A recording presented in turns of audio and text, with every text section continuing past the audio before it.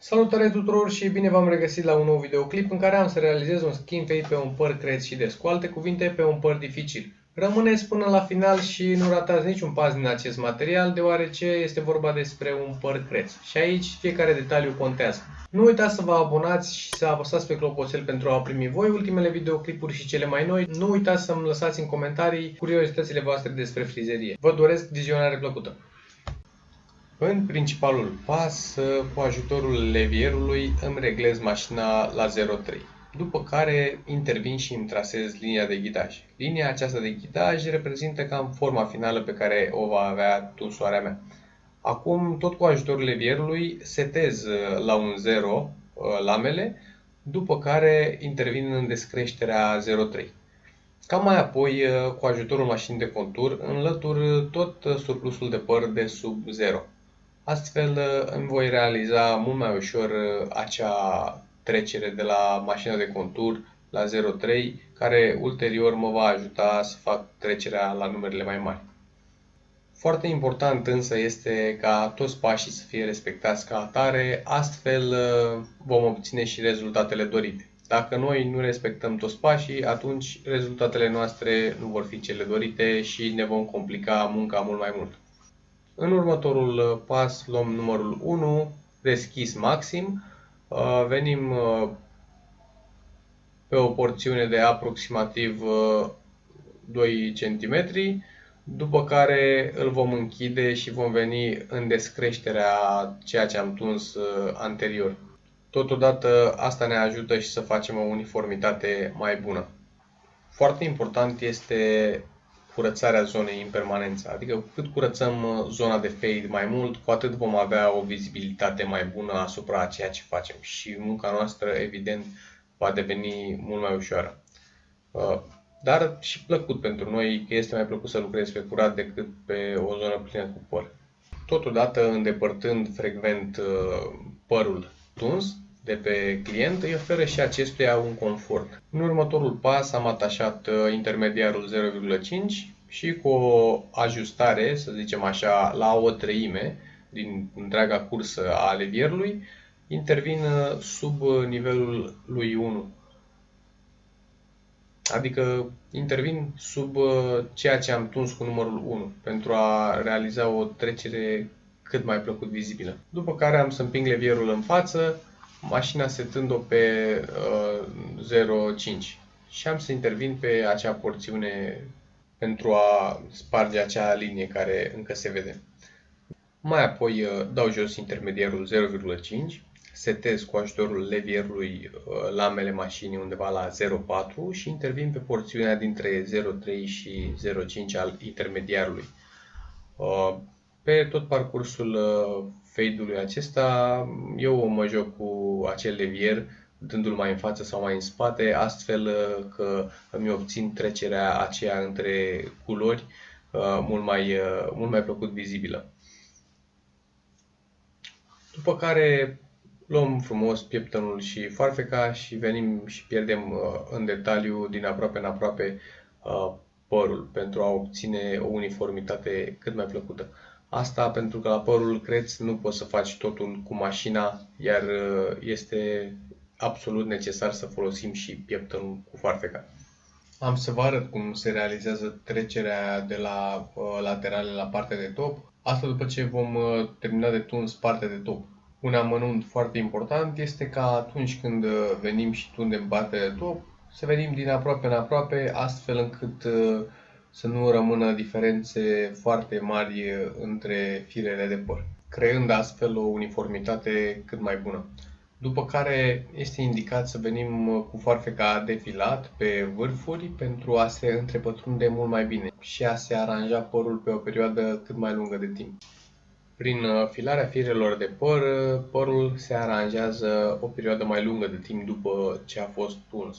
De exemplu, un păr care este tuns pe drept, fără a fi filat, se poate aranja o săptămână după ce a fost tuns. Pe câte vreme, dacă filăm vârfurile, părul se poate aranja până chiar și la 3 săptămâni de la data în care părul a fost tuns și, evident, vârfurile filate.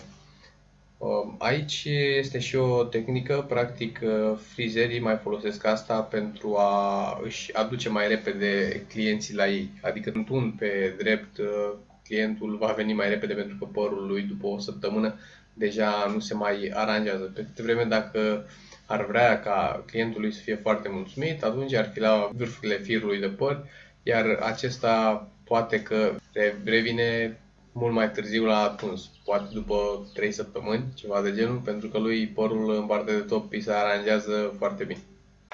Revenind la părțile laterale, mai exact la modul în care se pierd părțile laterale și se fac evident trecerile și legătura cu partea de top, vreau să vă arăt modul în care se lucrează. Pentru a pierde lateralele și mai exact pentru a pierde lateralele unui păr creț, cum bine se știe, părul creț este mult mai greu de tuns decât părul drept.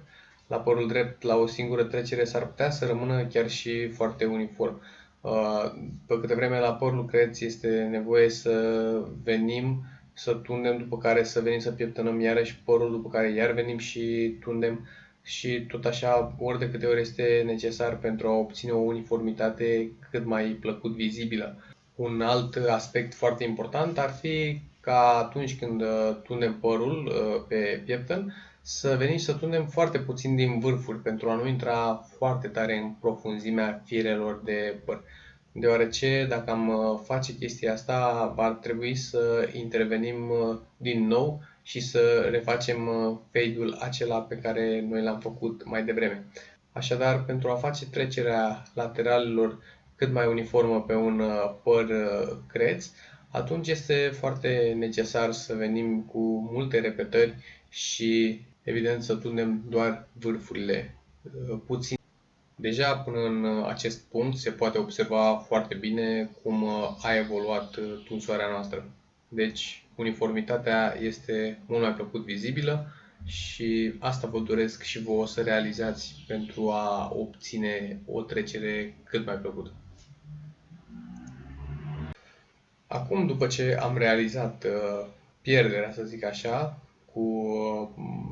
cu pieptănul și foarfeca, este indicat, bine, asta dacă vrem să obținem o finisare cât mai plăcut vizibilă, este indicat să luăm pieptănul pentru clipper overcomb cu mașina de tuns, de preferat mașina de contur pentru că ea foarte aproape de nivelul pieptănului, și să eliminăm surplusul de păr ce iese din tipar, deoarece cât de mult ne-am chinui, la părul creț nu reușim să facem foarte, foarte bine acea nivelare a părului.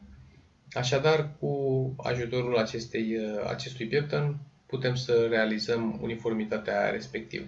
După care facem conturul, luându-ne ca punct de reper sprâncenele, colțul ochilor, urechile. Mare atenție însă, uneori s-ar putea ca clientul nostru să nu aibă urechile simetrice cu ochii. Nu este cazul și în momentul de față. Și asta să ne ducă în eroare. De aceea, după ce ați realizat conturul, ar fi bine să verificați uitându-vă în oglindă, să vedeți dacă totul este așa cum ar trebui. Iar spre finalul tunsorii, pentru finisare, cum spuneam și mai devreme, este indicat să filăm vârfurile peste tot în partea de top.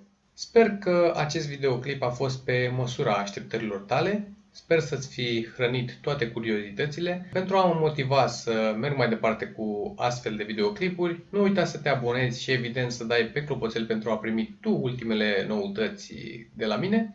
Totodată nu uita să dai like, nu uita să trimiți și prietenilor, poate și ei vor să vadă videoclipuri de genul. Nu uita să-mi lași în comentarii ce alte tunsori ai vrea să mai vezi pe viitor. Eu am fost Ionuț. Pentru mai multe videoclipuri cu tunsori, intră pe canalul meu și vei găsi acolo tot ce-ți dorești. Te aștept să ne revedem în următorul videoclip. Până data viitoare, îți doresc să pui în practică tehnicile pe care le-ai învățat în acest video. Îți doresc succes totodată și să ne auzim cu bine data viitoare. Pa, pa! Like a bird on a tree, I'm just sitting here. I got time, it's clear to see. From up here, the world seems small, we can sit together. It's so beautiful.